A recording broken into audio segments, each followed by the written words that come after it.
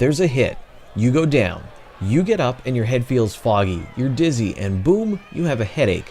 The next thing you know, there's someone asking you questions on the sideline.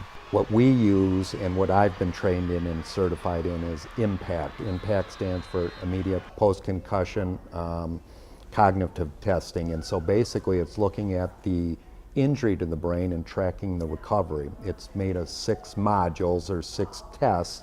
You get 4 composite scores. You're going to look at visual memory, verbal memory, processing speed, and reaction time. And those scores you compare to the baseline and then the post-injury, and you can see, are they staying the same, are they worsening, or are they recovering? And that helps get the athlete back safely. With sports, there's risks. Athletes know there's a chance they could get a concussion. Just like getting ready for a big game, the best way to confront a concussion is with knowledge. We don't have game film for you, but we do have Dr. Richard Canlis from the Lehigh Valley Health Network.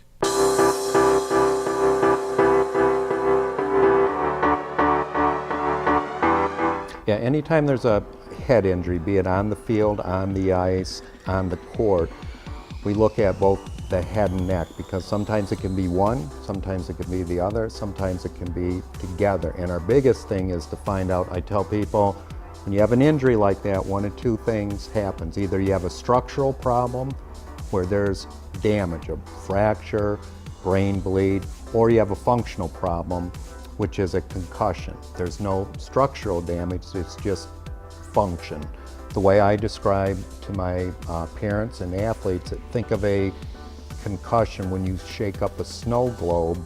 Prior to that, everything's nice and settled. When you either have a violent hit to the head or a rotation, shear force of the head, you shake that neurometabolic system up and everything's kind of discombobulated. And what happens, the second image I give them is, think of a teeter-totter. What happens is the blood flow goes down, but the energy requirement to run the brain, specifically glucose, goes up. So you have this mismatch. And if you continue to partake in physical or mental activities, that can actually cause further cellular dysfunction or a catastrophic injury known as second impact syndrome. Dr. Canlis says concussion symptoms include dizziness and headaches, and that coaches, teammates, and parents should be on the lookout for changes in an athlete's behavior. If properly handled, the brain will heal, and while concussions can't always be prevented, there are ways to combat them. Are they safer now? I think they're safer in the sense that the equipment's better. Number 2, a lot of rules have been changed, like the elimination of spearing and that type of thing.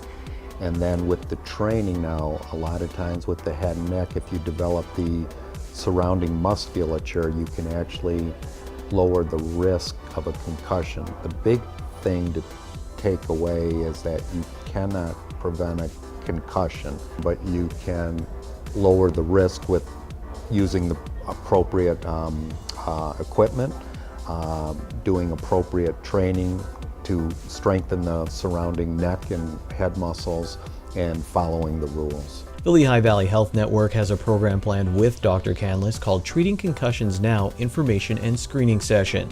We'll keep you updated on our Facebook page when a date is set for the program, and we'll have more with Dr. Canlis on an upcoming episode of Out of Left Field here on SSPTV. For SSPTV Sports, I'm Ken Kara.